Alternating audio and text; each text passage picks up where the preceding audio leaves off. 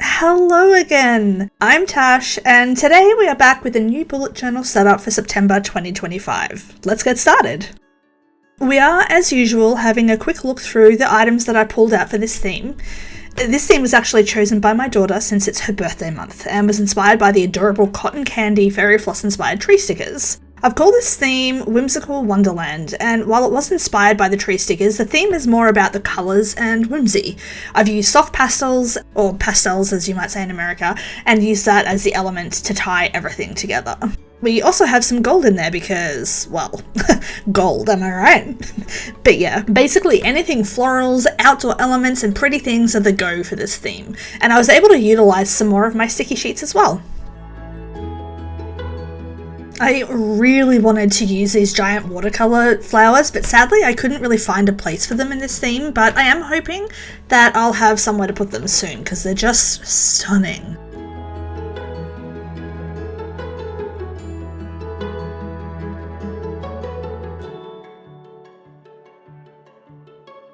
As usual, I'll have as many of the things that I've used in this video linked in the description box, so you can always head there if something catches your eye and you want it, but do keep in mind that sometimes I'm using items that I've purchased a while ago and they're no longer in stock, or maybe they were gifts, so I don't necessarily know where they all came from. But everything I can link will be linked in the description box.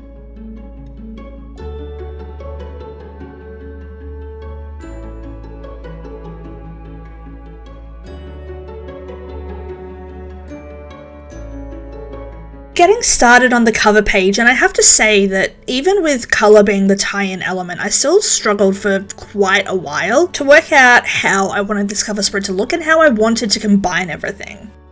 I started by using my Arrtx paint markers because I wanted a soft matte pastel sort of feel, and I knew I could blend them nicely to get a fun ombre to reference the multicoloured tree stickers. This was the only place I combined the colours together on each letter. Going forward, I alternate them because this blending method was really time consuming, and it was kind of fun to do for just the cover. I've used a very basic kind of rounded bubble letter font. I just wanted something simple because I knew I'd have an abundance of colour and I wanted to let those take the forefront. I chose to cut a section from the cover page so that I could use some coloured paper as decoration, and you'd be able to see it from both the cover and the calendar spread, and I'm really pleased with the result. It also means that I can sort of decorate one section and get double the decoration, if that makes any sense. I've also used a Pigma Micron to outline all the lettering throughout the whole theme so they would pop, and I'm glad I did. I think it looks great and makes it really stand out. This time I've left in a bunch of sped up footage in the first part of the video because I spent so much time playing around with different things to figure out what I wanted and where things would go and how to lay things out. I usually leave some of that in anyway, but there's more this time because I felt like there were some really good examples of how I play around and how my process works. Hopefully you don't find it too boring though. You'll have to let me know in the comments if you like that amount of my process or if you would prefer less.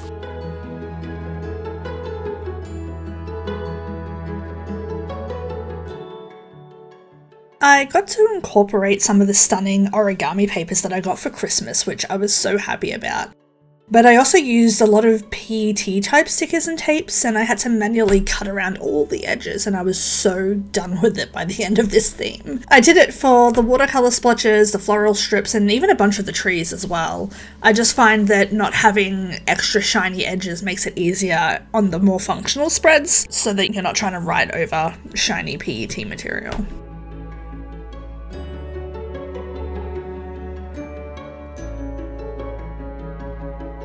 I wasn't really sure what I wanted to call this theme, and I mean, I don't need to call it anything, but I like to have fun titles for my videos and for the different themes that I come up with. And I wanted a sort of, kind of like a version of our world, but with everything pastel and pretty. And at the very least, I think I achieved that, and Whimsical Wonderland is kind of the best way I thought I could describe the vibe I was going for, if that makes sense.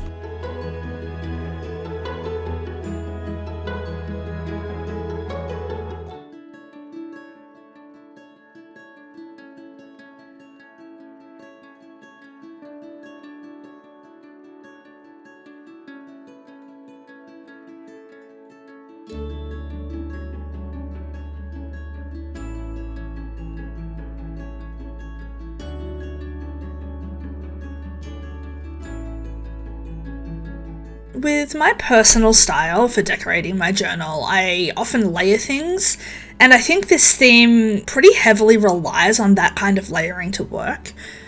I tried to make each spread feel both full but not overwhelming, and I tried to layer everything with a different colour so that it felt like all the colour was evenly distributed and we didn't have any big blocks of one colour in one section and one colour in another section.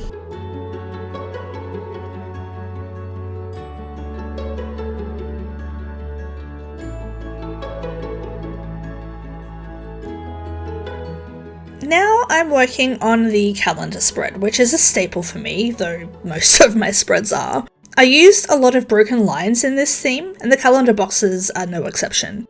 The broken lines give a feeling of lightness, and I drew them all by hand, lending to a more kind of organic vibe. I then went back in with my Arrtx markers, coloured in the day of the week initials, and created little coloured spots for the numbers in the boxes, and I think it looks really cute. Other than that, there's not really much to say about this spread. It's the same as I usually do, and I've just decorated it to tie in with the theme, making sure that I don't overlap any of the decoration onto the coloured paper so that way you can't see it when you're on the cover spread.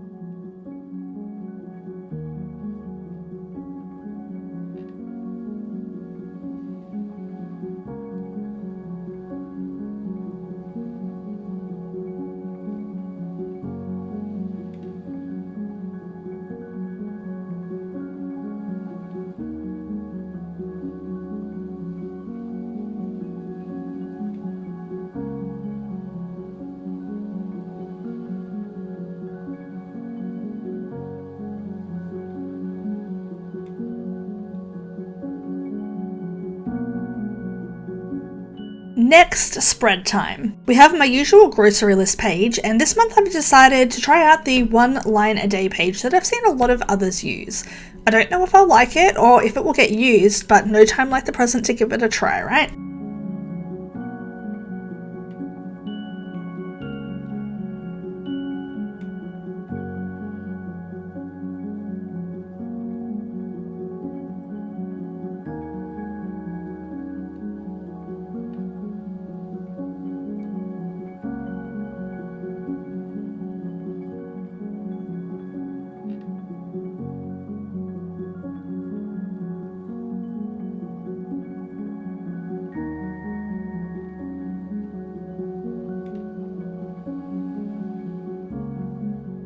Here I'm using a ruler to measure out strips to be cut using my straight edge cutter thingy. I measure the width I want at the bottom, middle and top, and then I rule the straight line and cut. If I didn't do this, I'd cut the wonkiest lines ever, just, because of who I am as a person. I'm also using a pretty corner punch for all the cardstock in this theme. I just felt it added a bit of pretty and delicate kind of vibes, and I like it.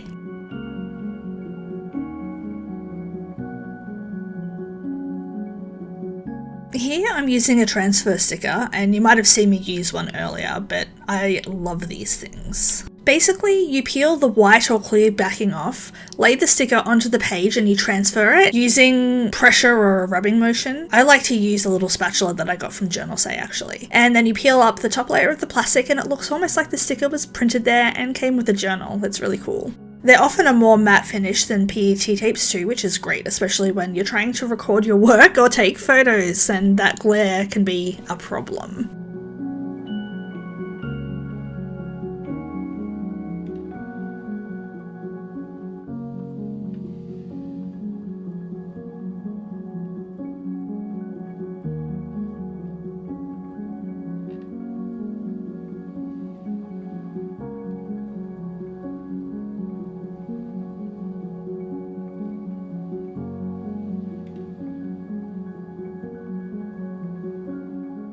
I cut the sticker that I was using in half here, and I do it a few times later in the video as well, just because I find it sits on the interior binding much better this way, and it doesn't impact the closing of the journal. So sometimes if you layer over the middle of the binding a lot without cutting things, it can become more difficult to close. I don't always do this, but I try to whenever I remember or when I'm not feeling particularly lazy.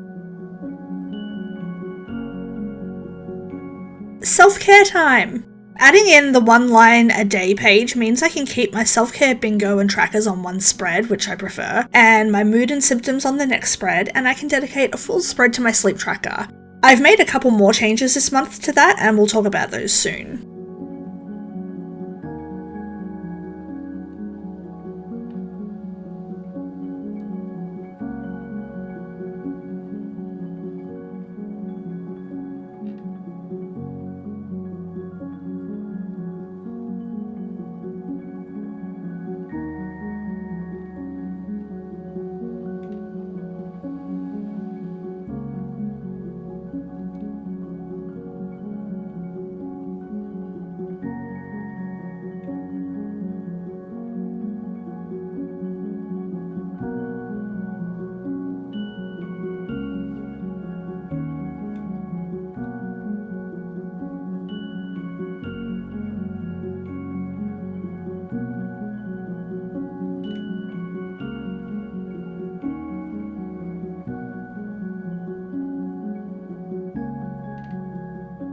So I was looking for a way to incorporate the origami paper that I was using into this spread that wasn't just putting it in the corners like I would usually do. And I had the idea of cutting out the inside and making it into a sort of blob shape similar to the watercolour blob PET tapes that I've been using, and glue it all around the bingo box. And I have to say I adore how it looks. I use this method on one other spread later actually, I think. Might be my sleep tracker, but I think it's really fun and I love how it turned out.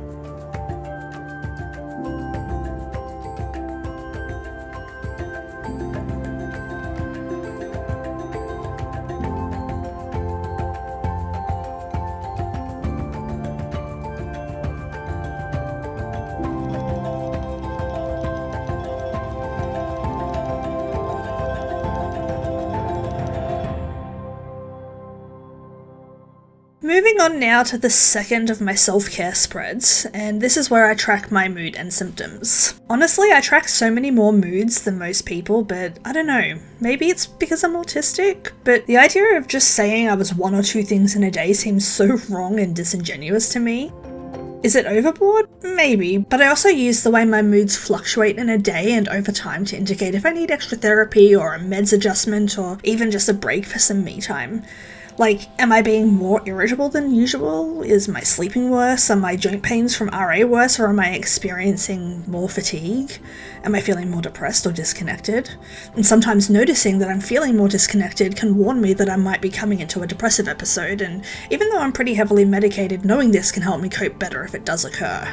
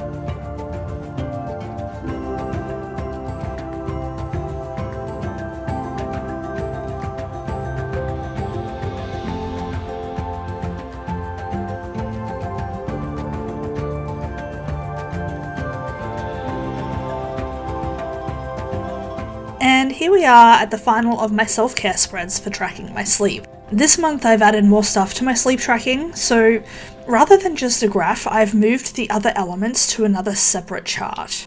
So I have one where I chart the hours slept to easily see the pattern, and then I have another one where I mark down hours slept, quality of sleep, if I used my CPAP machine, and if I took a sleeping tablet or painkillers. After a day of, being alive, I'm often in the most pain at bedtime, and that makes it harder to sleep, so I thought that having a dedicated place to mark down if I've needed them could be good.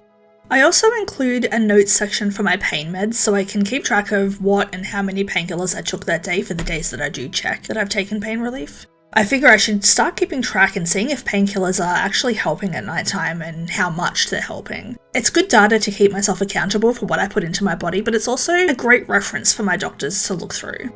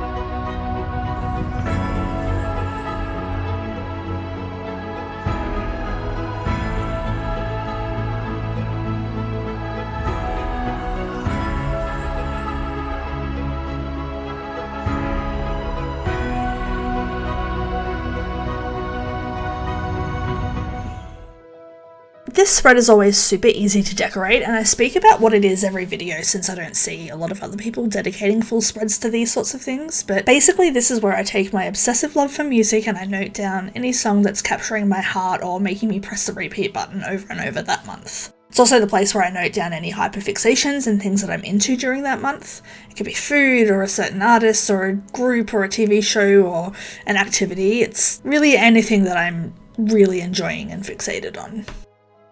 I've definitely enjoyed looking back through past journals and seeing how sometimes I'll have the same few songs on my list for 6 months and other ones only make it 1 month, or if I'm binge watching a TV show so it's in that section for 3 months running. It's fun to look back, and you all know I wouldn't remember without a spread like this. Also, like I said before, the decoration for these spreads is always more simple because it requires a lot of blank space for its functionality, which means that I can have fun just playing around with a blank page and adding pretty stickers.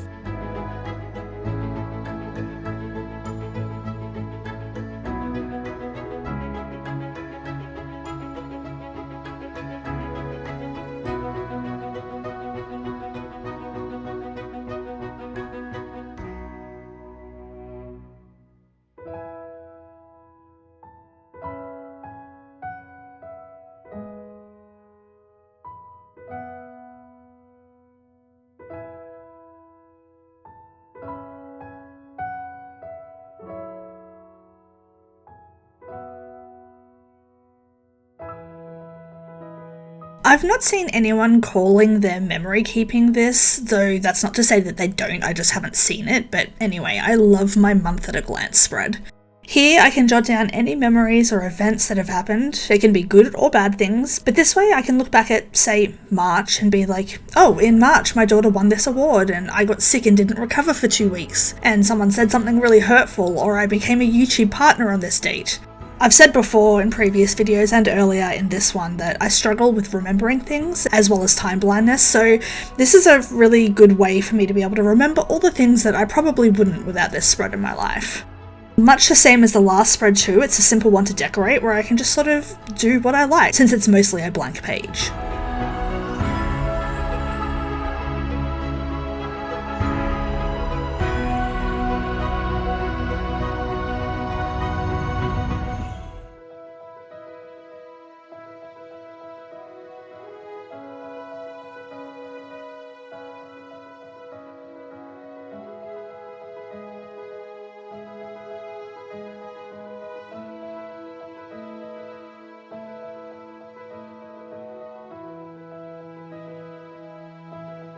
As usual, I'm going back through each spread and adding in the final touches. I often will find that a spread is missing something, and it takes me a little while to figure out what, so I leave it and I come back when I know how to finish it off. Usually this is by adding something new or different onto another spread, and that will be the missing element to tie everything together, and then I can come back and add what I need to make a spread feel finished.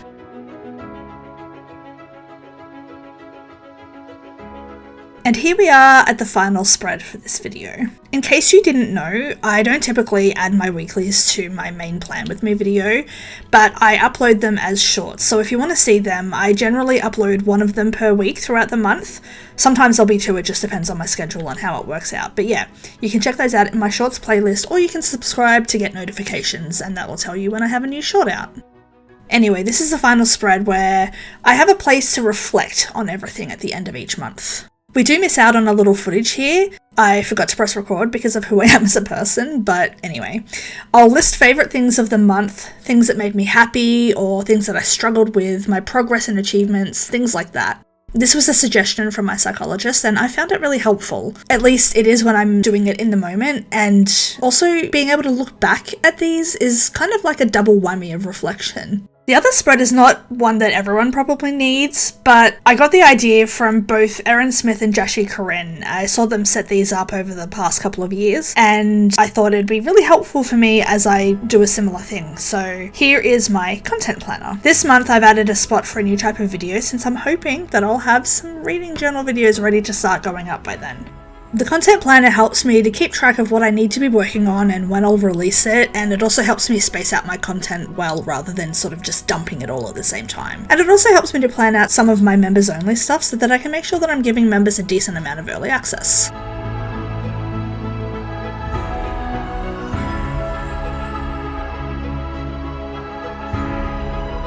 And with that, we are near the end. While we flip through everything that we did in this video, I just wanted to ask you to consider subscribing if you've enjoyed this video. And if you'd like early access, you can become a channel member. It's $5 Australian and you get early access, some emotes, access to my Discord server, among other things. There's zero pressure though, it's just there if you want a few extra perks. For those of you who are still here, leave me any sort of whimsical emoji in the comments to show that you made it all the way to the end of the video. I honestly have no idea what that would be, just listen, anything that makes you feel happy will do. And as I often do, I just wanted to say thank you so much for supporting my content by liking, subscribing, commenting, or simply watching this video. It's wild to me that only a year and a half after posting my first video on this channel that I have over 1,000 subscribers. I'm incredibly grateful to be able to share something that brings me so much joy. But with all of that said, it's time for me to go. I hope that you're having an amazing time of day and that wherever you are as safe and as happy as you can be, and hopefully I will talk to you in my next video.